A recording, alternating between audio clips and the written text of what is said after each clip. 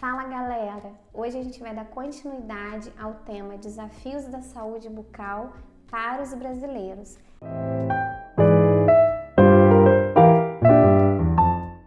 A gente está recebendo hoje a Maria Clara, que é dentista, que gentilmente aceitou o nosso convite. Oi pessoal, eu sou a Maria Clara, sou cirurgião dentista, sou formada há 4 anos e hoje eu vim aqui para tirar algumas dúvidas e bater um papo sobre odontologia no cenário atual do Brasil. Maria Clara, a gente conversou na aula anterior, se você não assistiu, clica lá e assiste, falamos sobre o início, né, quando começou a ser colocado flúor na água, né, 1974, quando se tornou uma lei federal. Você acha que isso é eficaz? O flúor, ele age como um principal meio de prevenção, né, da cárie.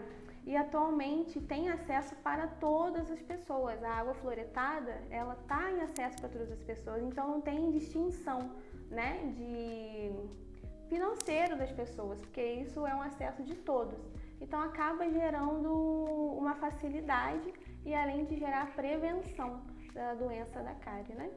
E aí, né, Maria Clara, a gente até comentou, né, no vídeo anterior sobre essa questão, assim, da gente consegue nessa situação derrubar a desigualdade social. Com certeza. Como você mesmo disse, a água fluoretada, ela chega para todos, né? Então, essa prevenção acaba não sendo só para determinada classe. Sim. Sobre a questão da automedicação, Maria, hoje a gente sabe que é muito comum a gente se automedicar em outras situações. Isso é comum também na dor de dente? E se a pessoa fizer isso, isso traz riscos à automedicação? Então, traz bastante. Hoje em dia as pessoas acabam usando muito analgésicos, anti-inflamatórios e até antibióticos. O problema é que isso acaba mascarando a dor do paciente e os sintomas, mas acaba piorando um pouquinho o quadro infeccioso, o quadro inflamatório que o paciente esteja tendo no momento. Além de gerar, quando o paciente usa, né, um antibiótico sem a prescrição correta, gera uma resistência bacteriana, que isso vai ser um problema não só para tratamentos bucais, né, mas também por um todo. A partir do momento que a gente tem essa resistência bacteriana, qualquer tratamento à base do antibiótico pode correr o risco de não ter um sucesso. A gente acaba, talvez, não tendo a dimensão de como o cuidado com a saúde bucal é importante, como você disse, para o todo, né? E às vezes não tendo noção que ali vai ser uma porta para problemas sérios, né? Se comenta muito sobre a questão do cuidado da saúde bucal na gestação, né? Que pode até causar um parto prematuro, além de várias outras doenças que a gente sabe que vêm por conta do mau cuidado, né, com a saúde bucal. Com certeza. Ô Maria, e sobre a parte da alimentação? Isso interfere de certa forma na saúde bucal, a alimentação que a gente está tendo hoje em dia? Interfere bastante. Atualmente, né, com a correria das nossas rotinas corridas, as pessoas, eu ia falar paciente, as pessoas acabam indo para o mais fácil. Fast food, comidas embutidas, ultraprocessadas. Então isso para a gente acaba sendo bom, mas para o nosso organismo é ruim. Porque a partir do momento que a gente começa com uma alimentação ruim, gera um desequilíbrio não só na nossa boca, mas no nosso corpo inteiro, né? Todo o nosso organismo. A nossa dieta tem que ser rica em nutrientes, em alimentos bem naturais, né? Para evitar que gere um desequilíbrio até na nossa cavidade bucal. Quanto mais açúcar, ingestão de açúcar, mais pode causar um desequilíbrio, mais pode gerar cárie nos nossos dentes. Galera, mais uma vez a gente falando sobre a questão da alimentação, né? Se você não assistiu o vídeo que a gente fala sobre obesidade relacionada à alimentação, clica lá e assiste. E a gente fala justamente das consequências de uma má alimentação que interfere em outros setores e hoje, né, a gente traz de novo essa discussão para a saúde bucal. E é isso que você disse, né, Maria? A nossa vida está muito corrida, né? E realmente esses alimentos mais fáceis, né, mais rápidos de serem preparados, a gente acaba optando e traz consequência aí para nossa saúde. Com certeza. Falando nisso, né, eu vou te fazer uma pergunta que pode parecer óbvia para alguns, mas eu acho interessante a gente comentar. Existe alguma quantidade de escovação mínima que a gente tem que fazer por dia? Então, Como que é isso? a escovação mínima são de 3 vezes ao dia, né? A gente fala o mínimo porque a gente não acaba se alimentando 3 vezes ao dia só, né? E então o ideal é após cada refeição, mas é claro, esperar alguns minutinhos, 30 minutinhos, né? Para esperar o nosso pH normalizar, para aí sim a gente fazer a escovação correta. Se a gente fizer uma escovação quando o pH ainda está desregulado, meio que não adianta pra gente, meio que ainda causa desequilíbrio e ainda pode facilitar mais a doença cárie, né? Até a questão assim da criança, né? Com certeza. Vou até aproveitar e pegar uma dica, que eu tenho um bebezinho, Sim. né? E eu fico muito preocupada com essa questão da escovação dos dentes dele, né? A gente escuta muito falar da temida cárie de mamadeira.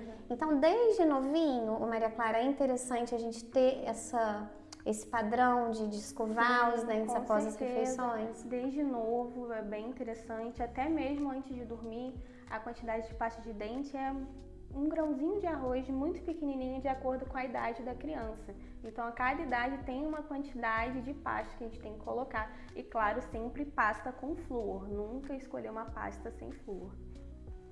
Com certeza, galera. Então vamos, né? Desde novinho também já se cria o hábito, né? certeza. Porque aí a criança é condicionada a saber que ela precisa ter o cuidado com os dentes. Sim. Maria Clara, a gente conversou também sobre a questão das medidas, né, sociais que foram acontecendo ao longo da história para o cuidado com a prevenção, né? Que não é só o tratar, também a gente tem que pensar nas medidas preventivas para a pessoa não chegar a buscar um tratamento para cárie, canal, né, até uma situação de implante. Você acha que hoje as pessoas estão mais conscientizadas nas ações de prevenção? Ou realmente a galera procura o dentista quando não tem mais jeito mesmo, já tá ali num ponto de dor, né? Ou até mesmo perder o dente? Então, atualmente tem melhorado muito esse cenário, as pessoas estão procurando antes do caso se agravar, mas a gente ainda tem aquela cultura que o dentista é como se fosse um castigo para a pessoa, né?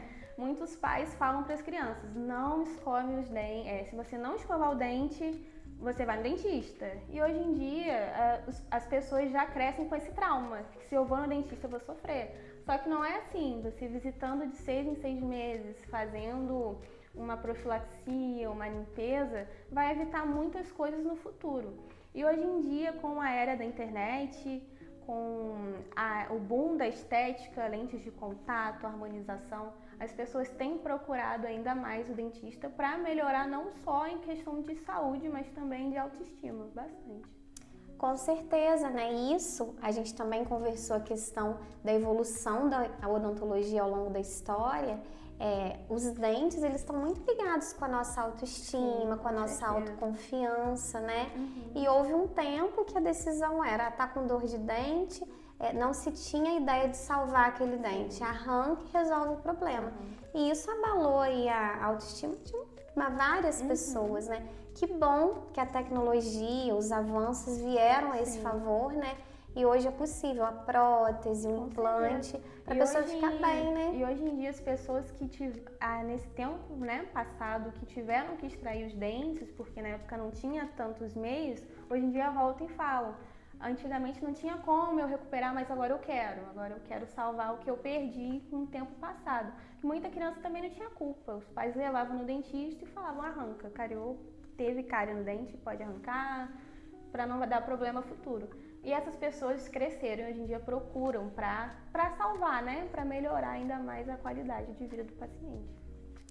A gente tem aí dados do Ministério Público que hoje 55% dos brasileiros fazem a visita anual no dentista, né? Quer dizer, ainda tem uma boa parcela que não faz. Você acha que um ano é suficiente, Maria Clara, ou a gente pode reduzir um pouquinho? É melhor diminuir esse tempo? Então, o ideal é de 6 em 6 meses, né?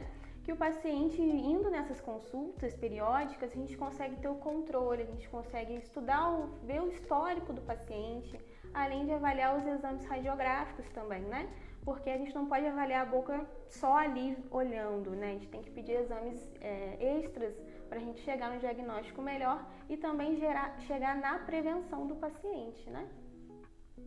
Tá vendo, galera? Então a prevenção também é o caminho, é o cuidar, mas também prevenir.